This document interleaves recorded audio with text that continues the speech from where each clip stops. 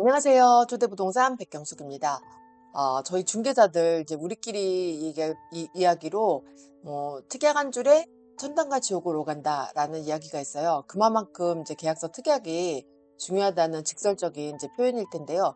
특히나 재개발 재건축 이제 매매 계약에 있어서는 도시정비법까지 적용이 되기 때문에 저희가 특약을 선별할 때 굉장히 세심한 주의를 기울일 수밖에 없어요. 또 이제 그만큼 경험치가 필요한 것도 사실이고요.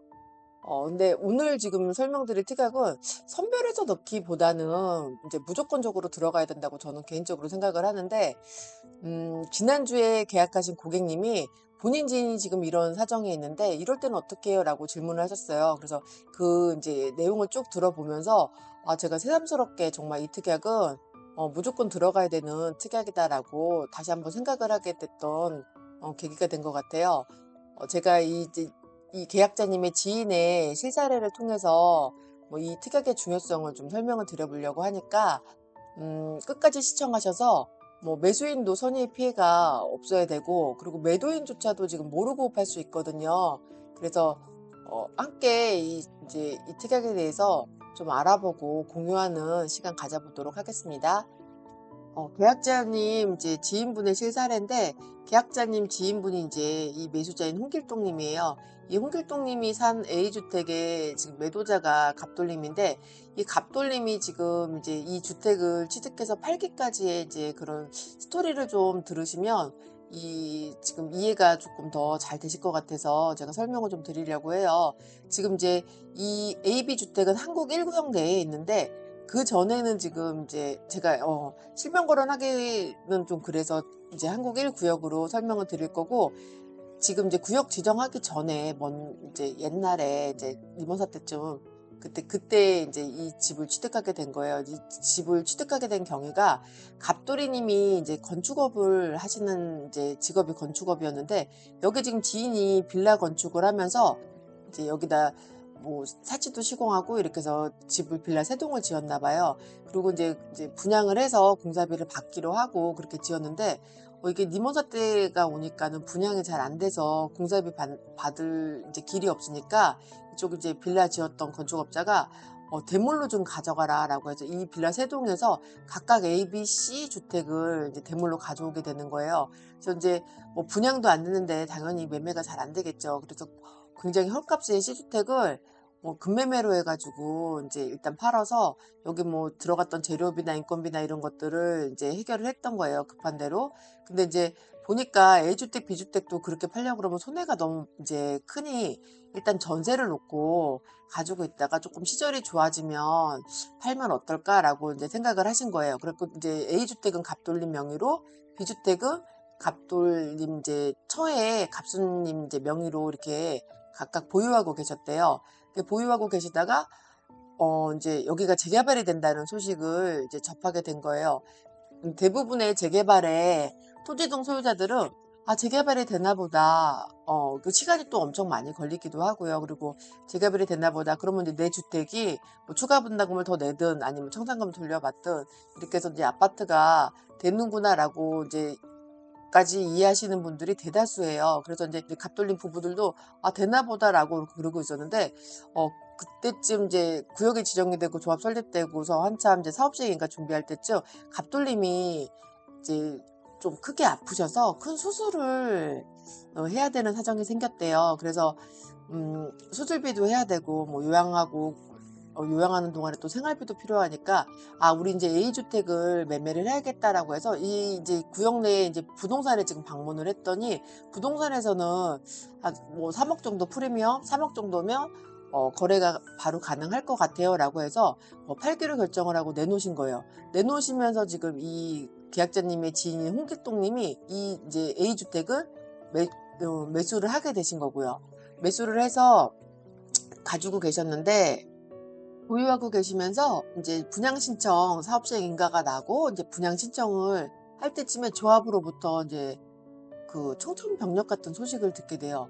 어떤 이야기였냐면, 지금 한국 1구역 내에 A주택, B주택은 조합 설립 인가 이후에 지금 매매가 됐기 때문에 이 지금 A주택, B주택을 합해서 입주권이 지금 하나밖에 안 나온다. 뭐 A주택이 이제 분양 신청을 하면 B주택은 청산할 수 있고, B주택이 이제 분양 신청을 하면 A주택을 청산하든가, 아니면 두 A, B 주택으로 해서 입주권 하나밖에 안 나오니까 공유의 형태로 지금 입주권이 나온다라는 소식을 듣게 된 거예요.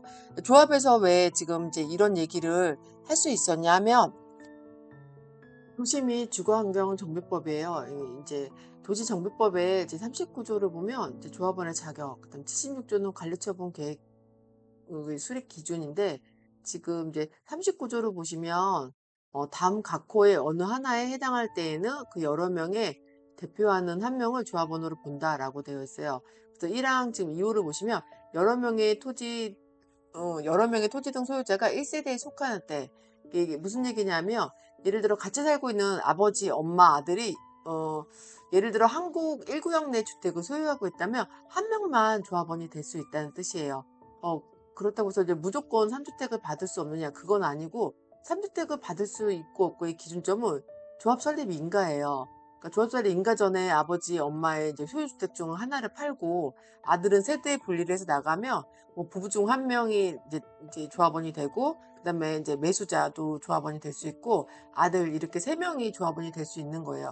그리고 조합 설립 인가 이후에도 이제 3주택을 받을 수 있는 방법은 있는데, 부부 같은 경우는 이혼을 해야 되고, 만 19세 이상의 자녀가 세대 분리를 하면 이제 가능해요. 일단은 이제 기준점이 조합 설립 인가라는 거 아시면 되겠고, 그다음 이제 76조는 이제 관리처분 계획의 수립 기준인데, 이게 어떤 뜻이냐고 하면, 쉽게 얘기해서 이제 누가 몇 평형의 아파트를 받을 수 있는가에 대한 수립 기준이라고 생각하시면 되는데, 1항 지금 6호에 보시면 1세대 또는 한 명의 하나 이상의 주택 또는 이제 토지를 소유한 경우 1주택을 공급하고, 같은 세대에 속하지 아니하는 2명 이상의 1주택 또는 1토지를 공유한 경우에는 한 주택만 공급한다라고 되는데, 즉 이제 한 구역 내에 아버지가 뭐 세 채를 가지고 있던, 아버지, 어머니, 아들이 각각 뭐 한 채씩 3주택을 가지고 있던, 2명 이상의 공유를 가지고 있던, 어쨌든 아파트는 하나만 공급된다는 뜻이에요.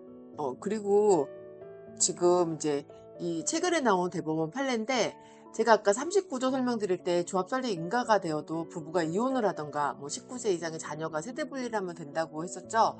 그래서 과거에는 39조 1항을 이제 1항 2호를 해석을 할 때, 각자 명의로 한 세대를 구성했던 매물을 산 매수자들은 같은 세대를 구성하고 있는 사람이 아니기 때문에 조합원의 자격이 승계가 되었어요. 이건 이제 매도 매수가 자의적인 해석을 해서 뭐 그렇게 했던 건 아니고, 법주제 해석도 그랬고, 뭐 국토부의 유권 해석도 있었고, 대다수의 변호사들도 이제 조합원의 지위 승계가 가능하다고 했었기 때문에 당연히 된다고 생각을 하고 거래가 되었었는데, 그런데 지금 2023년 6월 29일 지금 대법원 판례에서는 39조의 1항 2호하고 3호를 이제 같이 따로따로 해석할 필요가 없다라고 하는데, 3호는 지금 어떤 얘기냐면 다물권자 얘기예요. 한 사람이 이제 여러 개를 지금 가지고 있다가, 집을 A라는 사람이 가지고 있다가 이제 이 사람한테 산 사람들도 각각 이게 나오는 게 아니라, 이게 공유해서 입주권이 하나만 나온다는, 이제 그게 39조 1항 3호인데, 지금 1항 3호나 1항 2호도 같이 이제 해석을 해서, 이제는 이제 이렇게 조합 설립 인가 이후에 각각 샀더라도 인정을 안 해준다는 그런 대법원 판례가 나왔어요. 결론은 이제 앞으로는 이제 조합 설립 인가 이후에 이제 한 세대를 구성하고 있어서 이렇게 했을 때, 예를 들어서 이제 이혼을 하거나 조합 설립 인가 이후에 지금 이제 뭐 세대 분리를 했거나 뭐 해가지고 이렇게 각각 사지 않으면, 조합 설립 인가 이후에 뭐 이렇게 한 세대를 이루고 있는 매도자한테서 이렇게 산 매수자들은 전부 다 이게 지금 하나의 입주권만 나온다고 이렇게 판례가 나왔으니까, 이제는 이제 조합 설립 인가 전에 하든가 인가 이후에는 뭐 이혼을 하거나 세대 분리를 해서 팔지 않으면 그런 물건들을 산 매수자들은 지금 하나의 지금 입주권을 공유로 가질 수밖에 없다는 얘기예요. 그래서 조합에서 이제 그런 얘기를 할 수밖에 없었고, 이거는 조합에서 뭐 누가 이뻐서 줄 수 있고 밉다고 안 줄 수 있고 그거는 아니고, 법에서 이렇게 정해져 있기 때문에 뭐 그렇게밖에 줄 수가 없는 상황이에요. 뭐 그렇게 안 하면 큰일 나죠. 그래서 이제 홍길동님이 그런 청천벽력 같은 소식을 듣고 제일 먼저 이제 중개사 사무실에 계약했던 중개사 사무실을 찾아가 봤는데 중개사 사무실이 이제 폐업을 해서 이미 지금 다른 분이 와서 계셨던 거예요.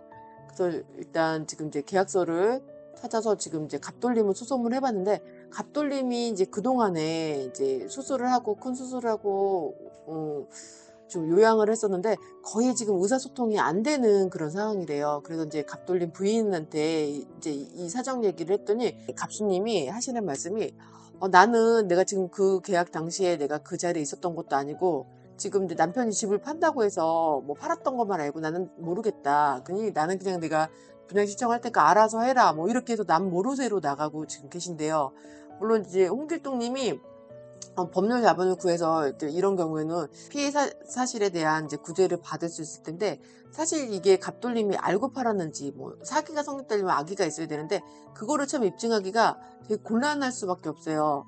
그래서 최선의 이제 방법은 아니지만 차선으로 원상 회복의 소를 할 수가 있어요. 내가 착오로 인한 이제 계약이기 때문에 취소를 할 수 있는데 이 취소도 좀 쉽지 않은 게 여기도 지금 이제 갑돌림에 쳐도 남 모르쇠로 하고 중개사 이제 사무소를 찾아서 뭐 수소문 하면 찾겠지만 이런 경우 대부분 보면 그냥 본인이 알아서 샀지 우리는 이제 분양 자격이 된다 이런 얘기를 한 적이 없다라고 얘기할 수가 있어요. 그래서 이런 다툼이 없으려면 계약서 특약에 반드시 명시가 되어 있어야지 내가 이거를 입증할 필요가 또 없어지거든요. 계약서 특약에 명확하게 표시돼야 되는 이유가 혹시라도 만약에 생길 수 있는 분쟁을 지금 막을 수 있기 때문인데 제가 자주 넣는 특약은 매도인은 도시정비법 제39조에 따른 조합원의 자격과 지위 승계에 접촉되는 사실이 없음을 확인한다. 내지는 뭐 땡땡구역 내의 조합원 물건으로서 땡땡구역의 단독 분양 자격을 목적으로 취득하는 계약임이라는 이제 뭐 둘 중에 하나 특약을 꼭 넣고 있어요. 근데 지금 이 특약을 넣음으로써 물론 이제 만약에 생길 수 있는 분쟁도 막을 수 있지만 혹시라도 이제 매도인이 이걸 인지하지 못하거나 하고 있었을 때 한 번 더 특약을 설명하면서 걸를 수 있는 효과도 저는 있다고 생각을 하거든요. 그래서 이 특약이 사실 최선은 아니겠지만 일단 이제 주택 매매 목적에 다툼 여지가 없기 때문에 만에 하나 이런 뭐 이제 분쟁이 발생이 되었다고 했을 때 다툼의 여지 없이 조금 더 뭐 소송을 뭐 수월하게 한다고 표현하면 좀 그렇긴 한데 그래도 어쨌든 간에 내가 왜 이제 이 계약을 하게 되었는지에 대해서 착오에 대한 이제 취소를 뭐 취소의 소를 하더라도 좀 이게 뭐 그런 다툼까지는 없으니까 좀 더 힘들지 않게 갈 수 있는 방법이 아닐까 생각을 해요. 오늘 사례를 통해서 이제 특약의 중요성 알아봤는데 어떠셨나요?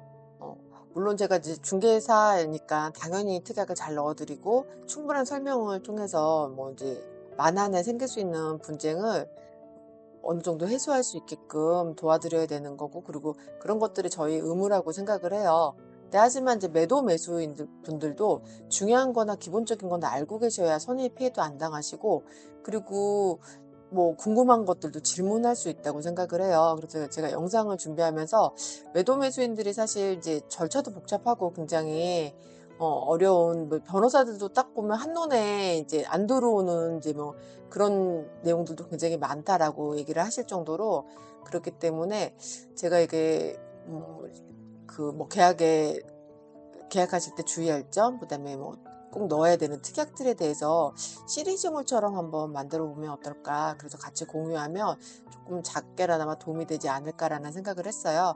그래서 다음 영상 열심히 준비하고 있으니까 제가 다음에 좀 더 알찬 내용으로 인사드리도록 하겠습니다. 이상은 토대부동산 백경숙이었습니다.